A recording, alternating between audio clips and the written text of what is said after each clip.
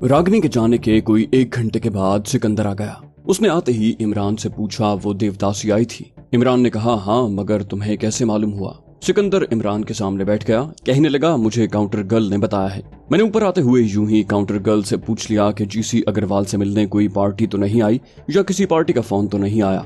ये मैं कभी कभी ऊपर आते वक्त काउंटर पर पूछ लिया करता हूँ। मुझे काउंटर गर्ल ने बताया कि मिस रागनी मेहरा सेठ साहब से मिलने आई थी। मैंने पूछ लिया क्या वो अकेली थी? इस पर काउंटर गर्ल ने बताया कि उसके साथ एक आदमी भी था जो नीचे होटल की लॉबी में बैठ रहा, और जब रागनी जी सेठ साहब से मिलकर वापस आई थी तो दोनों कुछ देर लॉबी में बैठे आपस में बातें करते रहे, फिर उठकर चले गए। इमरान कहने लगा कमाल है सिकंदर, काउंटर गर्ल ने इतनी बातें तुम्हें कैसे बता दी?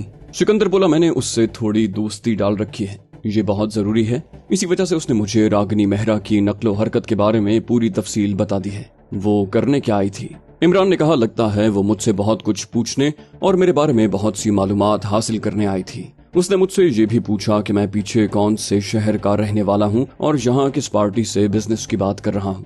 इस्लाम के बहादुर जर्नैल हजरत खालिद बिन वलीद रज़ियल्लाहु अन्हु की दास्तान सुनने के लिए आप हमारे चैनल सिरात को सब्सक्राइब कीजिए। इंशाल्लाह आपकी दुआएं साथ रहीं तो ये सिलसिला ऐसे ही चलता रहेगा। और हमारी हौसला अफजाई के लिए आप हमारी वीडियो को लाइक और शेयर जरूर कीजिए। कमेंट करके बताइए कि आपको हमारी वीडियोस कैसी लगी।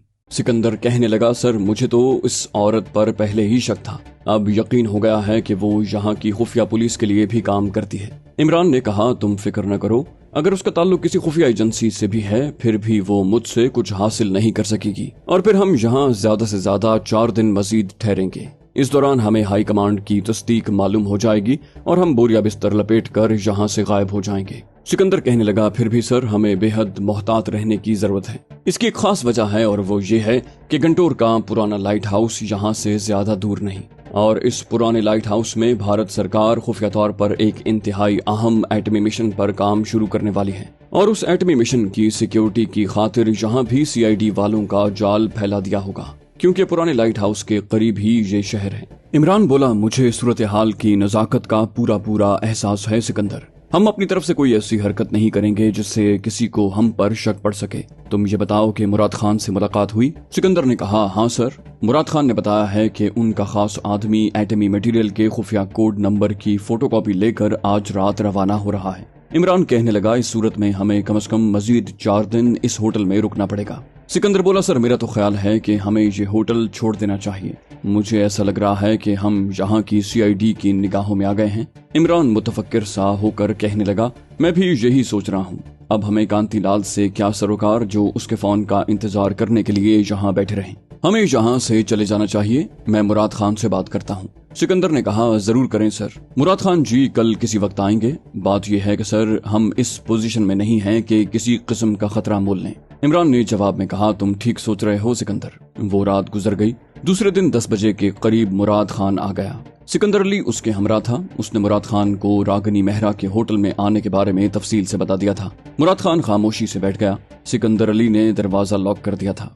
वो इमरान से कहने लगा मुझे सिकंदर ने सारी बातें बता दी हैं, अब मुझे रागनी मेहरा पर कुछ शक पड़ गया है। इमरान बोला तो फिर हम किस बात का इंतजार कर रहे हैं? मैं तो कहता हूँ कि हमें आज ही होटल छोड़ देना चाहिए। मुराद खान का चेहरा बता रहा था कि उसके जहन में मुतजाद किस्म के ख्यालात आ रहे हैं। कहने लगा मैं यही सोचकर होटल में बैठा था कि कांतिलाल के ब्रीफकेस से हासिल किए हुए खुफिया कोड नंबर की तस्दीक ऊपर हाई कमांड से आ जाती तो हम यहाँ से गायब हो जाते। अगर फर्ज कर लिया हाई कमांड से हमें ये इत्तला मिलती है कि जो खुफिया कोड नंबर हमने उन्हें भेजा है वो नकली है और उसका दुनिया के किसी एटमी फार्मूले से कोई ताल्लुक नहीं है और ये मुखालिफ पार्टी को महज गुमराह करने के लिए वजह किया गया है, तो ऐसी सूरत में हमें एक बार फिर कांतिलाल को पकड़ना होगा और कोई नया मंसूबा तैयार करना होगा ताकि उससे सही कोड नंबर मालूम किया जा सके, क्योंकि यहाँ से चले जाने के बाद कांतिलाल का मिलना मुश्किल हो जाएगा। सिकंदर कहने लगा मुश्किल क्यों होगा सर, हम उसे केसर बाई के फ्लैट पर पकड़ सकते हैं, वहाँ तो वो जाता ही रहता है।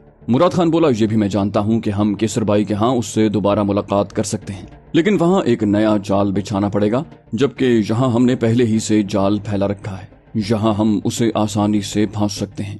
इमरान ने कहा लेकिन मुराद खान यहाँ सूरत हाल खतरनाक भी तो हो गई है, अगर इस दौरान पुलिस होटल में आ गई और उसने हमसे पूछगिछ शुरू कर दी तो मामला बिगड़ जाएगा। मुराद खान कहने लगा तुम भी ठीक कहते हो, फिर ऐसा करते हैं कल का दिन देखते हैं। इस दौरान अगर कांति लाल का फोन आ गया तो तुम उससे कह देना कि मुझे कारोबारी सिलसिले में अचानक मुंबई जाना पड़ गया है, 3 दिन के बाद वापस आ जाऊंगा। इस दौरान हमें हाई कमांड से खुफिया कोड नंबर के बारे में इत्तला मिल जाएगी, क्या ख्याल है? इमरान ने कहा, जैसे तुम्हारी मर्जी, कल का दिन देख लेते हैं, परसों होटल छोड़ देंगे। जब ये तय हो गया कि वो सिर्फ कल का दिन ही होटल में ठहरेंगे और परसों सुबह सवेरे होटल से अपनी खुफिया कमीनगाह में चले जाएंगे, तो मुराद खान चला गया। उसके बाद सिकंदर और हाशिम खान और इमरान ने मिलकर कमरे में ही खाना खाया। हाशिम खान खाने के बाद नीचे चला गया। सिकंदर अली भी ये कहकर हाशिम खान के साथ ही नीचे चला गया कि उसे शहर में 1 घंटे का काम है, वहां जा रहा है। इमरान कमरे में अकेला रह गया। उस वक्त रात के 9 बजने में 10 मिनट रह गए थे। इमरान ने सिल्क का रेशमी कुर्ता पाजामा उतार कर खद्दर का कुर्ता पाजामा पहन लिया। उसका ख्याल था कि वो भी आज जल्दी सो जाएगा। सिकंदर के पास डुप्लीकेट चाबी तो होती ही है, आएगा तो वो भी दूसरे बेडरूम में जाकर सो जाएगा। इमरान ड्राइंग रूम में बैठकर टीवी की खबरें सुनने लगा। इतने में दरवाजे की घंटी बजी। वो समझा कि हाशिम खान किसी काम से आया है। उसने उठकर दरवाजा खोला तो सामने रागिनी मेहरा खड़ी मुस्कुरा रही थी। उसने हाथ जोड़कर नमस्कार किया और बोली, अग्रवाल जी, आपका कोई मेहमान तो नहीं अंदर बैठा, क्या मैं आ जाऊं? रागिनी मेहरा ने आज मामूल से ज्यादा ही मेकअप किया हुआ था और वो बहुत हसीन लग रही थी। सोफे पर बैठकर सिगरेट सुलगाते हुए बोली, आई एम सॉरी अग्रवाल जी, लेकिन आज आपसे मिलने को मेरा बहुत ही मन चाहा, बस मुझसे बर्दाश्त न हो सका और मैं बेख्तियार आपके पास चली आई हूँ। आपको बुरा तो नहीं लगा? इमरान ने जबरदस्ती मुस्कुराते हुए कहा, नहीं रागिनी जी, बिल्कुल बुरा नहीं लगा। आपके लिए क्या मंगवाऊं? रागिनी मेहरा ने अपने पर्स में से विलायती शराब की छोटी बोतल निकालते हुए कहा, मैं अपने पीने का सामान साथ लेकर आई हूँ। आज मेरा जी चाहता है कि मैं आपके पास बैठकर पीऊं और मेरे और आपके सिवा कमरे में और कोई ना हो। इमरान सोचने लगा कि इस बला से क्यों कर छुटकारा हासिल किया जा सकता है। वो सोच ही रहा था कि रागिनी ने टेबल पर पड़े हुए ग्लास में सोमरस डालकर जग में से उसमें पानी डाला और उसके देखते देखते आधा ग्लास चढ़ा गई। अब उसने हस्बे आदत बातें शुरू कर दी। आज वो कुछ ज्यादा ही बातें कर रही थी। एक बात खत्म हुई तो दूसरी शुरू कर देती। इमरान सामने बैठा सख्त बोर हो रहा था और सिर्फ हूँ हाँ करता जाता था। रागिनी मेहरा ने खुद ही नीचे सर्विस वालों को फोन करके अपने लिए चिकन सैंडविचेस मंगवा लिए। सैंडविचेस आ गए तो वो मजे ले लेकर खाने लगे। इमरान ने महसूस किया कि आज उसके तेवर कुछ बदले हुए थे। उसे वहां आए आधा घंटा गुजर गया था, मगर इस दौरान उसने शराब का सिर्फ आधा ग्लास ही पिया था। इमरान को आखिर एक तरकीब सूझी। उसने रागिनी से कहा, रागिनी जी, मुझे याद आ गया है, मुझे आज 10:30 बजे एक जरूरी जगह जाना है। मुझे यकीन है कि आप मुझे माफ कर देंगी। रागिनी मेहरा ने घड़ी की तरफ देखकर कहा, मगर अग्रवाल जी, अभी तो 10:30 नहीं बजे, 15 मिनट रहते हैं, बस मुझे 15 मिनट और बैठने की इजाजत दें, उसके बाद मैं चली जाऊंगी। इमरान ने सोचा कि चलो 10 मिनट के बाद इस मुसीबत से छुटकारा मिल जाएगा। एक तो इमरान को रागिनी मेहरा से वैसे ही कोई दिलचस्पी नहीं थी, दूसरे उन लोगों को उस पर शक पड़ चुका था कि उसका ताल्लुक सीआईडी या भारत के किसी दूसरे सरकारी खुफिया इदारे से है। वो 10 मिनट गुजरने का बेचैनी से इंतजार करने लगा। ठीक उसी वक्त होटल के पोर्च में पुलिस की 2 गाड़ियां दाखिल हुईं। तेजी से दाखिल होकर रुकी। उनमें से 2 पुलिस सार्जेंट और 7-8 कांस्टेबल जो मुसल्लाह थे निकले और होटल की लॉबी में घुस गए। सिकंदर अली उस वक्त हाशिम के साथ बैठा अपनी गाड़ी में सिगरेट पी रहा था। वो अभी अभी शहर से वापस आए थे और सिकंदर अली हाशिम के पास बैठकर सिगरेट पीने के लिए रुक गया था, क्योंकि वो मुराद खान और इमरान के सामने नहीं पीता था। गाड़ी में उनके होटल का पोर्च कुछ फासले पर साफ दिखाई दे रहा था। उन्होंने पुलिस की गाड़ियां और उनमें से पुलिस की गार्ड उतरते देखी तो सिकंदर ने कहा, ये पुलिस किस लिए आई है? हाशिम ने कहा, किसी काम से आई होगी, हो सकता है होटल में कोई वीआईपी टाइप की शख्सियत या कोई लीडर ठहरने के लिए आ रहा हो और पुलिस उसकी सिक्योरिटी का इंतजाम करने आई हो। सिकंदर बोला, हाँ ये हो सकता है। ऊपर उस वक्त इमरान सख्त बोरियत की हालत में सोफे के कोने में सर पकड़ कर बैठा था और उसके सामने सोफे पर बैठी हुई रागिनी मेहरा ने कोई लंबी कहानी छेड़ रखी थी। इतने में दरवाजे की घंटी बजी। इमरान समझा कि सिकंदर आया होगा। उसने वहीं से बुलंद आवाज में कहा, अंदर आ जाओ, दरवाजा खुला है। एकदम से दरवाजा खुला और 2 सार्जेंट और 6-7 पुलिस के सिपाही अंदर दाखिल हो गए। 2 सिपाहियों के हाथों में स्टेन गन्ने थी। उन्होंने उनका रुख इमरान की तरफ कर दिया और खड़े हो गए। एक सार्जेंट के हाथ में रिवॉल्वर था।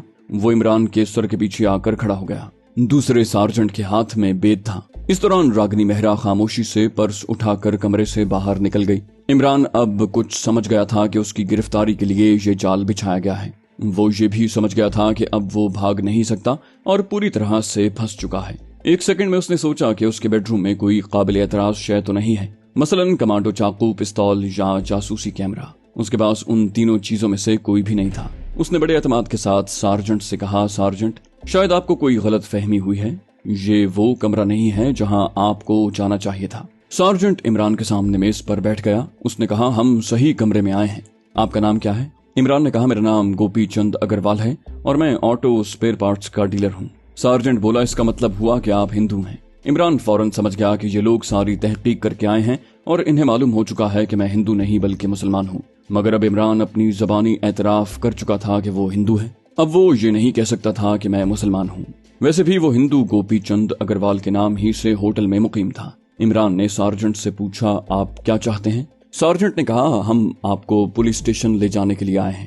عمران نے کہا آپ مجھے کس جرم میں گرفتار کر رہے ہیں؟ سارجنٹ نے کہا آپ پاکستان کے جاسوس ہیں اور ہوٹل میں ہندو کے فرضی نام سے ٹھہرے ہوئے ہیں۔ عمران نے کہا آپ کے پاس کیا ثبوت ہے کہ میں پاکستانی جاسوس ہوں؟ سارجنٹ نے کہا ثبوت آپ کو تھانے میں چل کر بتا دیا جائے گا۔ اس نے اپنے قریب کھڑے کانسٹیبل کو اشارہ کیا، اسے گرفتار کر کے لے چلو۔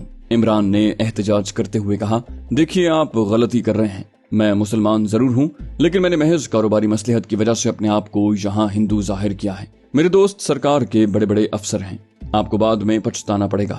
سارجنٹ نے عمران کی بات پر کوئی توجہ نہ دی اور دوسرے سارجنٹ کے ساتھ کمرے سے باہر نکل آیا۔ کانسٹیبل نے اسی وقت عمران کو ہتھکڑی لگا دی اور اسے گرفتار کر کے باہر لے آیا۔ سکندر علی پارکنگ میں ہاشم کے ساتھ گاڑی میں بیٹھا باتیں کر رہا تھا کہ اچانک اس کی نظر ہوٹل کے پورچ کی طرف گئی جہاں پولیس کی گاڑیاں کھڑی تھیں۔ اس نے دیکھا کہ سپاہی عمران کو لیے چلے آ رہے ہیں۔ عمران کو ہتھکڑی لگی ہوئی ہے۔ یہ منظر ہاشم خان نے بھی دیکھ لیا تھا۔ وہ بولا سکندر یہ کیا دیکھ رہا ہوں میں؟ سکندر نے نیم مردہ سی آواز میں کہا مجھے یقین نہیں آ رہا، اب خاموش بیٹھے رہو۔ ہاشم بولا عمران کو پولیس نے پکڑ لیا ہے، یہ سب کیسے ہوا؟ سکندر نے سر کو ہلاتے ہوئے کہا میں پہلے ہی کہہ رہا تھا کہ مجھے استوائے فراگنی مہرا پر شک ہے، یہ ساری مخبری اسی نے کی ہے۔ ہاشم نے پوچھا اب کیا کریں؟ سکندر بولا ابھی تو اسی جگہ خاموشی سے بیٹھے رہو، نہیں تو ہم بھی پکڑ لیے جائیں گے۔ پولیس نے عمران کو ایک گاڑی میں سوار کروایا، باقی سپاہی بھی گاڑیوں میں بیٹھ گئے اور گاڑیاں تیزی سے ہوٹل کے گیٹ سے باہر نکل گئیں۔ سکندر بولا ہمارا راز فاش ہو گیا ہے، ہمیں ایک سیکنڈ کے لیے بھی یہاں نہیں رکنا چاہیے، گاڑی نکالو۔ ہاشم نے اسی وقت انجن سٹارٹ کیا اور تیزی سے گاڑی کو پارکنگ کے علاقے سے نکال کر ہوٹل کے باہر سڑک پر لے آیا۔ سکندر نے کہا پولیس کی گاڑیاں جس طرف گئی ہیں اسی طرف چلو، کم از کم یہ تو معلوم ہو جائے گا کہ عمران کو کون سے تھانے میں لے جایا گیا ہے۔ پولیس کی گاڑیاں کشادہ سڑک پر ابھی زیادہ دور نہیں گئی تھیں، ان کے اوپر گھومنے والی سرخ اور نیلی روشنی ان کی دور ہی سے نشاندہی کر رہی تھی۔ ہاشم نے ان کے پیچھے اپنی گاڑی ڈال دی۔ سڑک پر دوسری گاڑیاں بھی جا رہی تھیں۔ پولیس کی دونوں گاڑیاں ہاشم خان اور سکندر کو صاف نظر آ رہی تھیں۔ انہوں نے تعاقب جاری رکھا۔ ہاشم خان اور سکندر اسی شہر کے رہنے والے تھے۔ ہاشم خان کہنے لگا میرا خیال ہے عمران کو نیامپلی کے پولیس ہیڈ کوارٹر لے جایا جا رہا ہے۔ سکندر علی بولا ابھی معلوم ہو جائے گا۔ اس کی نظریں 150 گز کے فاصلے پر جاتی پولیس گاڑیوں کی نیلی سرخ روشنیوں پر جمی ہوئی تھیں۔ پولیس کی گاڑیاں مختلف سڑکوں پر سے ہوتی ہوئی ایک 2 منزلہ پرانی عمارت کے احاطے میں داخل ہو گئی۔ ہاشم اس عمارت کے آگے سے گاڑی نکال کر آگے لے گیا۔ کہنے لگا میرا اندازہ درست نکلا، یہ نیامپلی پولیس ہیڈ کوارٹر ہے، اب کیا کرے؟ ہوٹل میں واپس جانے کا تو سوال ہی پیدا نہیں ہوتا۔ سکندر نے کہا فوراً اپنے ہائیڈ آؤٹ کی طرف چلو، اس حادثے کی خبر مراد خان کو پہنچنا بہت ضروری ہے۔ ہاشم خان نے ایک چوک میں سے گاڑی کو موڑا اور اس سڑک پر ڈال دیا جو کہ جنوب کی طرف جاتی تھی۔ سڑک پر زیادہ ٹریفک نہیں تھی۔ ہاشم کافی رفتار سے گاڑی چلا رہا تھا۔ وہ شہر سے باہر نکل آئے تھے اور ویران علاقہ شروع ہو گیا تھا۔ 15-20 منٹ کے بعد وہ اس چھوٹے سے پہاڑی جنگل میں داخل ہو گئے جس کے ایک ٹیلے کے دامن میں ان کی خفیہ کمین گاہ تھی۔ ہاشم نے گاڑی اندھیرے میں ایک جگہ کھڑی کر دی اور دونوں تیز تیز جھاڑیوں اور درختوں میں سے ہوتے ہوئے اس تنگ سے راستے میں آ گئے جو خفیہ ہائیڈ آؤٹ کی عقبی کوٹھڑی کو جاتا تھا۔ مراد خان اس وقت کمین گاہ میں موجود تھا۔ ہاشم خان اور سکندر علی کو دیکھ کر بولا خیریت تو ہے؟ تم دونوں اس وقت کیسے آ گئے؟ سکندر نے کہا عمران کو پولیس گرفتار کر کے لے گئی ہے۔ چند لمحوں کے لیے مراد خان سکندر کے منہ کو تکتا رہا۔ یہ تم کیا کہہ رہے ہو؟ ہاشم خان بولا ہم نے خود عمران کو پولیس کے نرغے میں گاڑی میں سوار ہوتے ہوئے دیکھا ہے، عمران کو ہتھکڑی لگی ہوئی تھی۔ مراد بولا مگر یہ سب کچھ کیسے ہوا؟ سکندر اور ہاشم چارپائی پر بیٹھ گئے۔ سکندر بولا مجھے یقین ہے کہ یہ ساری مخبری اسی بدکار عورت راگنی مہرا نے کی ہے۔ میں نے پہلے ہی دن کہہ دیا تھا کہ یہ خطرناک عورت ہے اور ہمیں ہوٹل چھوڑ دینا چاہیے۔ مراد خان گہری سوچ میں ڈوب چکا تھا۔ ہاشم خان کہہ رہا تھا پولیس عمران کو نیامپلی کے پولیس ہیڈ کوارٹر لے گئی ہے۔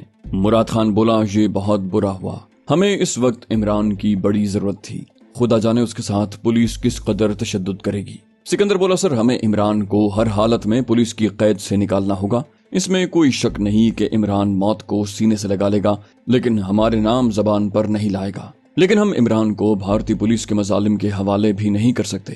مراد خان نے کہا، اس کو تو ہم ہر حالت میں نکال کر لے آئیں گے، لیکن ابھی ہمیں یہاں سے نکل کر اپنی دوسری ہائیڈ آؤٹ میں جانا ہوگا۔ چلو اٹھو، اپنے آدمیوں کو آرڈر کر دو کہ یہ جگہ خالی کر کے فوراً نمبر 2 خفیہ ہائیڈ آؤٹ میں پہنچ جائیں۔ مراد خان نے اسی وقت ہاشم خان کو ساتھ لیا اور کمین گاہ کے عقبی راستے سے باہر جنگل میں نکل آیا۔ سکندر نے اسی لمحے اپنے مجاہدوں کو مراد خان کا آرڈر سنا دیا کہ اس کمین گاہ کو خالی کر کے دوسری خفیہ ہائیڈ آؤٹ میں پہنچا جائے۔ اس کے بعد وہ دوسرے راستے سے ہو کر جہاں ان کی گاڑی کھڑی تھی وہاں آ گیا۔ اتنے میں ہاشم خان اور مراد خان بھی آ گئے۔ وہ تینوں مجاہد گاڑی میں بیٹھے اور گاڑی رات کی تاریکی میں دوسری خفیہ کمین گاہ کی طرف روانہ ہو گئی۔ دوسری کمین گاہ میں چند ایک دکن کے مجاہد موجود تھے جو رضاکارانہ طور پر اس جہاد میں شریک تھے اور جن کے سینوں میں اسلام، آزادی کشمیر اور استحکام پاکستان کا شعلہ روشن تھا۔ مراد خان ان سب کا کمانڈر تھا۔ اس نے وہاں آتے ہی ان سب کی ایک میٹنگ بلائی اور انہیں ساری صورتحال سے آگاہ کیا اور بتایا کہ ہمارا مجاہد کمانڈو عمران اس وقت پولیس کی حراست میں ہے اور اسے ہر حالت میں دشمن کی قید سے آزاد کروانا ہے۔ یہ سرفروش رضاکار اسلام کے سرفروش تھے۔ انہوں نے اپنی زندگیاں اسلام اور پاکستان کی سلامتی کی خاطر قربان کر دینے کا عزم کر رکھا تھا، لیکن آج کل کے جدید سائنسی دور میں جذبے کے ساتھ وسائل کی بھی ضرورت ہوتی ہے، جن کی ان رضاکاروں کے پاس کمی تھی۔ اس میں کوئی شک نہیں کہ ان کا دائرہ کار آندھرا پردیش میں کافی پھیلا ہوا تھا۔ اس کے باوجود حکومت کی طاقت اور حکومت کے بے پناہ وسائل کا یہ مقابلہ نہیں کر سکتے تھے۔ اس کے تدارک کے لیے انہیں بڑی دانش مندانہ حکمت عملیاں اپنانی پڑتی تھیں کہ سانپ بھی مر جائے اور لاٹھی بھی نہ ٹوٹے۔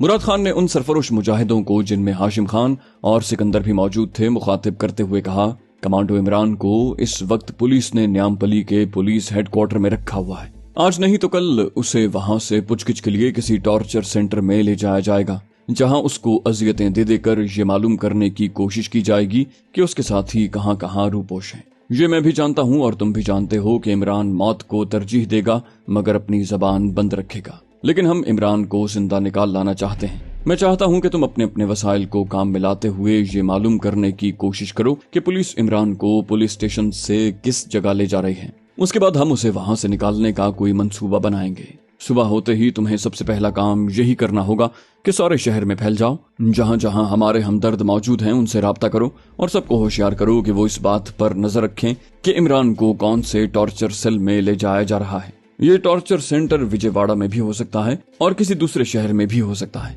مراد خان نے میٹنگ برخاست کر دی۔ اس کے بعد وہ ہاشم خان اور سکندر علی کو لے کر ایک کوٹری میں بیٹھ گیا اور تینوں بدلی ہوئی صورتحال پر غور کرنے لگے۔